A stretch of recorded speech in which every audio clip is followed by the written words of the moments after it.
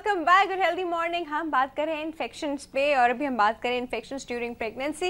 यहाँ भी doctor Siddiqa से कहूँगी थोड़ी सी रुबेला वायरस की जो इन्फेक्शन है उसको थोड़ा सा डिटेल में बता दीजिए। डॉक्टर सिद्दीका, रुबेला वायरस की इन्फेक्शन हो जाती है, नॉर्मल फ्लू की तरह लगती है, ख़वातीन को नहीं पता चलता, तो इसके बारे में थोड़ा सा बता दीजिए, एहतियात बता दीजिए कि इससे कैसे बचा जाए, और ये भी बताइए कि अगर हो जाए तो फिर क्या प्रॉब्लम हो जाती है।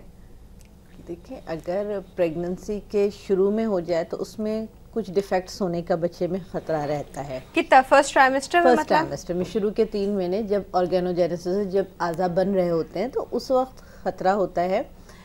वो भी रिस्क 1 to 2% से भी कम होता है, ठीक है, लेकिन पर 1 to 2% इज़ अ रिस्क। उसमें जो फिज़िकल एबनॉर्मेलिटीज़ हो सकती हैं, हाथ के डिफेक्ट्स हो सकते हैं, कुछ लिम्ब डिफेक्ट्स हो सकते हैं, हार्ट प्रॉब्लम्स भी हो सकते हैं, लेकिन जो क्लेफ्ट लिप और पैलेट आते हैं वो भी कुछ हो सकता है। ये सारे जो है ना डिफॉर्मिटीज हो सकती हैं, हमें कहते हैं जो मेल फॉर्मेशंस हो सकती हैं, बॉडी के फॉर्मेशन में कुछ ना कुछ प्रॉब्लम्स आ सकते हैं। लेकिन सेकंड थर्ड ट्राइमेस्टर में यूजुअली इतना वो नहीं रहता है। थर्ड ट्राइमेस्टर में होता है कि फिर बाद में ट्रांसमिट हो बच्चे को, ये मदर को अगर हो जाए तो बाद में डिलीवर होने के बाद हमें लगता है कि उसको वो रिस्क होगा। लेकिन अगर अच्छा, बच्चे को अगर ट्रांसमिट हो गया तो क्या बच्चे के साथ क्या होगा? बच्चे के साथ फ्लू, हाँ, फ्लू जैसे सिम्टम्स होंगे, हार्ट के प्रॉब्लम्स हो सकती हैं, चेस्ट इन्फेक्शन ज़्यादा, निमोनिया वगैरह का वो ज़्यादा फिर प्रोन हो जाएगा बच्चा। रेस्पिरेटरी डिस्ट्रेस का खतरा रहेगा, तो बाद के प्रॉब्लम्स होते हैं। न्यूनेटल जो केयर है वो एक्स्ट्रा केयर बन जाएगी। लेकिन अगर आप कह रहे हैं प्रिवेंशन, हम उसको बचा तो नहीं जा सकता कि अब वो आपको पता नहीं होता कि कब वायरस आप, लेकिन एक दफ़ा अगर आपको वायरस हो गया तो उसकी इम्यूनिटी आपके बॉडी में होती है, हो जाती है, तो हम चेक करवा लेते हैं, इम्यूनोग्लोबुलिन चेक, वो ऑटो एंटीबॉडी चेक करवा लेते हैं उसकी। उससे हमें पता चल जाता है कि बॉडी में पहले इन्फेक्शन अगर हुआ हुआ है तो फिर परेशानी की बात नहीं होती है। और अगर प्रेगनेंसी नहीं है, प्रिवेंशन हो सकता है।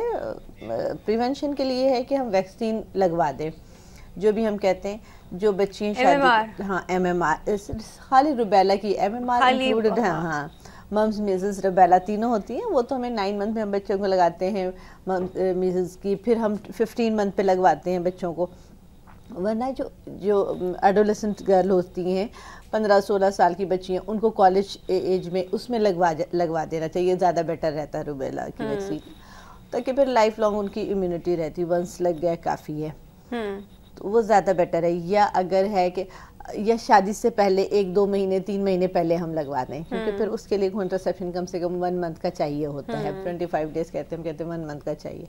तो प्लान कर रहे हैं आप शादी, तब उस वक्त लगा दें बच्चियों को, ज़्यादा बेटर है। सही। अच्छा, अब प्रेगनेंसी के बीच में बिल्कुल नहीं लगाना? नहीं, प्रेगनेंसी में वैक्सीन कॉन्ट्राइंडिकेटेड है।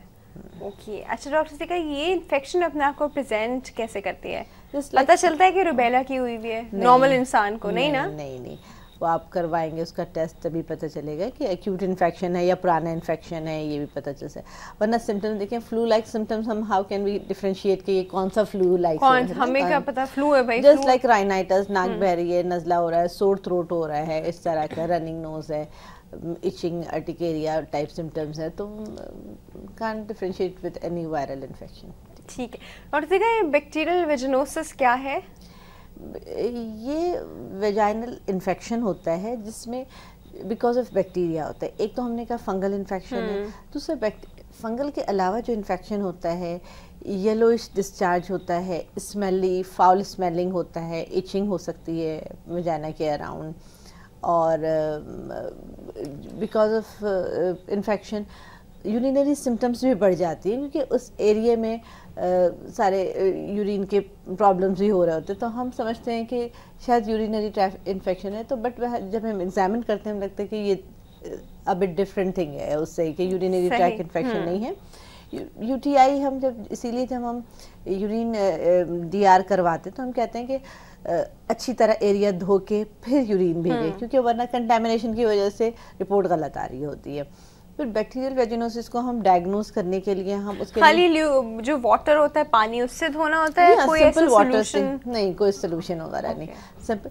अब वेजाइनल वॉश के लिए बहुत सारे लैक्टिक एसिड मिली हुई चीज़ें आ रही होती हैं जो वजाइनल पीएच को मेंटेन कर रही होती है, या एरिया के लिए हमें वॉशेस आते हैं, लेकिन बहुत लॉन्ग टर्म यूज़ करने की ज़रूरत नहीं है। तो थोड़े दिन के लिए तो ठीक है, सूदिंग है। जिनके बहुत स्किन हो गए है, वल्वाइटिस हो गया है, या बहुत स्किन एलर्जीज बहुत हो रही हैं, लॉन्ग टर्म कोई भी ऐसी सोल्यूशंस यूज़ नहीं करनी चाहिए, ठीक है।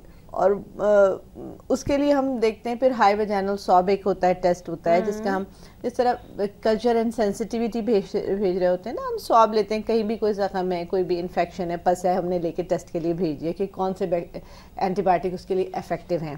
तो ज़्यादा बेटर तो ये रहता है कि वैसे हम इन्फेक्शन के लिए हम एंटीबायोटिक दे सकते हैं। लोकल एप्लीकेशंस भी होते हैं, जो मैरिड ख़वातीन होती हैं उनको हम लगाने की भी दवाएं दे सकते हैं। बाहर से भी इस तरह की एप्लीकेशंस होते हैं, वो लगाए जा सकते हैं। खाने की दवाएं भी दी जा सकती हैं। लेकिन अगर वो इन्फेक्शन को हम चेक कर लें तो ज़्यादा बेटर है कि कौन सा इन्फेक्शन है हमें, ठीक है। डिफरेंट टाइप के इन्फेक्शन होता है। इवन हम समझ रहे होते हैं कि सिर्फ ये ट्राइकोमोनाज है या क्लेमाइडिया है या कोई और ऐसा दूसरा बैक्टीरियल इन्फेक्शन है, लेकिन कभी कभी सिर्फ स्टेफ ऑरियस भी हो रहा होता है जो हम अपना पालतू माइक्रो ऑर्गेनिज्म हमारा बॉडी का है, लेकिन वो इतना रेजिस्टेंट हुआ होता है जिसकी वजह से रिकरेंट इन्फेक्शंस हो रहे होते हैं।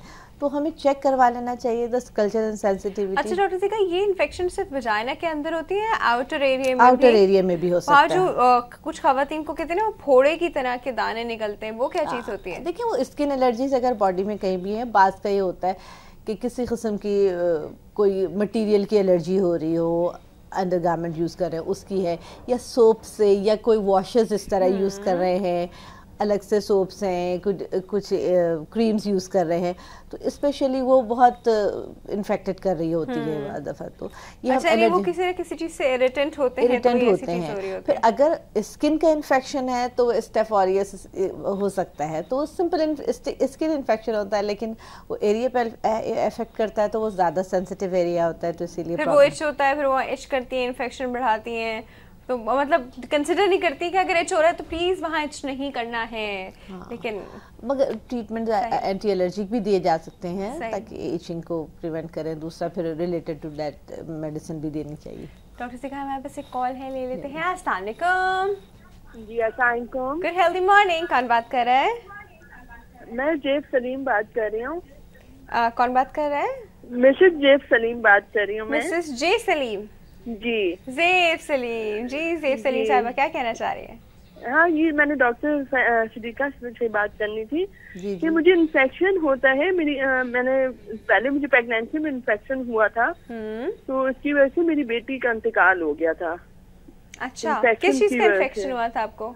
ये मुझे यूरिन से इन्फेक्शन हुआ था, तो स्मेल भी आती थी, और वो फिर मैंने डॉक्टर को दिखाया भी था, उन्होंने ज्यादा वो कुछ किया भी नहीं, और वो पानी भी निकलता था, वाटर बैग मेरा थोड़ा सा लीक हो गया था।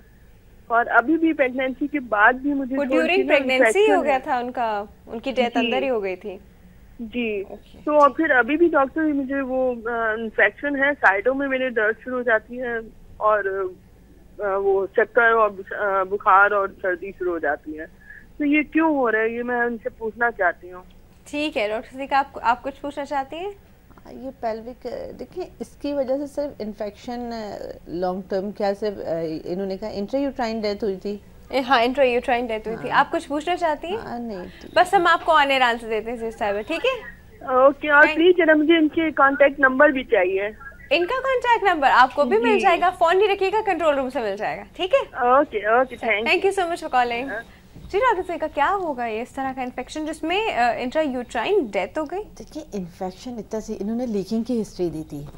लीकिंग अगर होती है, यानी एक बच्चा एक जो है एक थैली में होता है, एक एमनियोटिक कैविटी होती है, उसमें फ्लूइड जमा हुआ होता है। अगर वो थैली फट जाए तो इन्फेक्शन जो है वो असेंडिंग इन्फेक्शन होता है, वो ऊपर चला जाता है, ठीक है, ऊपर यानी यूट्रस को इन्वॉल्व कर लेता है। तो यूट्रस में इन्फेक्शन आ जाएगा तो वो हम एक टर्म होती है कोरियोएमनाइटिस हम कहते हैं, जिसमें इन्फेक्शन पूरे वॉल को अफेक्ट करता है। लेकिन आई डोंट नो कि अगर 24 आवर की लीकिंग है या इससे ज़्यादा की लीकिंग है तो उसमें आमतौर पे इन्फेक्शन तो होता है लेकिन डेथ नहीं होती। ये अब कोई और रीज़न भी हो सकता है कि साथ कुछ और प्रॉब्लम तो नहीं है, डायबिटीज़, हाइपरटेंशन कोई रिलेटेड है, मतलब सिर्फ इन्फेक्शन डेथ नहीं कर सकता। इंट्रायूटाइन डेथ के बहुत सारे रीजंस हैं।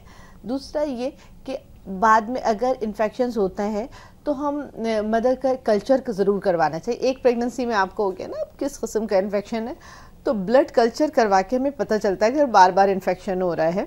ब्लड कल्चर से भी हमें पता चल जाता है कि कौन से बैक्टीरिया इफेक्ट कर रहे हैं, कि अगर इस तरह के पहले की हिस्ट्री है इस तरह, तो अब ये रुबेला वायरस वगैरह का भी टेस्ट ज़रूर करवाना चाहिए कि हम ये समझ रहे हैं कुछ और तो नहीं है। अगर इस तरह का पहले मिसहैप हो चुका है तो मदर ज़्यादा कॉन्शियस रहती है ना, तो परेशान नहीं हो। एक कुछ टेस्ट होते हैं वो जो सिंपल सीपी में भी जो है ना टीएलसी काउंट से हमें पता चल जाता है कि इन्फेक्शन का लेवल क्या है। थोड़ा सा सीपी कंप्लीट पिक्चर, हाँ कंप्लीट ब्लड पिक्चर होती है ब्लड की, जो हम रूटीनली टेस्ट करवा रहे होते हैं ना, सीबीसी कह लें सीपी कह लें, तो वो हम ब्लड पिक्चर से हमें पता चल जाता है कि डब्ल्यूबीसी काउंट जो हमारे इन्फेक्शन कॉज कर रहे हैं वो उसका लेवल क्या है। अगर वो बड़ा हुआ है थोड़ा सा प्रेगनेंसी में वो रेज हो जाता है, लेकिन अगर ड्रास्टिक रेज है तो हमें पता हो जाता है कि इन्फेक्शन, फिर एंटीबायोटिक। दूसरा उन्होंने कहा लोअर एब्डोमेन पेन है, साइड पे पेन होता है, तो पेल्विक इन्फेक्शन इन्फ्लेमेटरी डिजीज होते हैं जो बार बार होते हैं, तो फिर अल्ट्रासाउंड करवा के आप चेक करवाएं। अल्ट्रासाउंड में अगर कुछ इस तरह के फाइंडिंग्स आती हैं कि फ्री फ्लूइड आ रहा है या कुछ इन्फेक्शंस आ रहे हैं तो फिर उसके लिए भी ट्रीटमेंट देना पड़ता है। दूसरा रेगुलर अगर आप दिखा रहे हैं प्री प्रेगनेंसी सारे टेस्ट वगैरह करवाएं तो चांसेस कम होते हैं। लीकिंग का हम बता नहीं सकते, लेकिन जो डिलीवरी से पहले अगर लीकिंग हो रही होती है तो एक तो डॉक्टर के पास फ़ौरन चले जाना चाहिए और एंटीबायोटिक फ़ौरन शुरू कर देते हैं। फिर हम देखते हैं कितना टाइम हुआ है प्रेगनेंसी को, हमें लिंगर करना है, टाइम और देना है नहीं देना है, उसके हिसाब से फिर वो कर लेते हैं। ठीक, doctor Sadiqa thank you so much for coming. Doctor Sadiqa से हम बात कर रहे थे कि इन्फेक्शन ड्यूरिंग प्रेगनेंसी कौन सी ज़्यादा इन्फेक्शंस हैं और उन पे कैसे काबू पाया जा सकता है। हम अपना इन्फेक्शन का टॉपिक जो है वो कंटिन्यू रखेंगे। ब्रेक के बाद हमारे पास होंगी doctor Nuzrat Farooqui, she is a consultant urologist. कहीं मत जाएगा, we will be right back.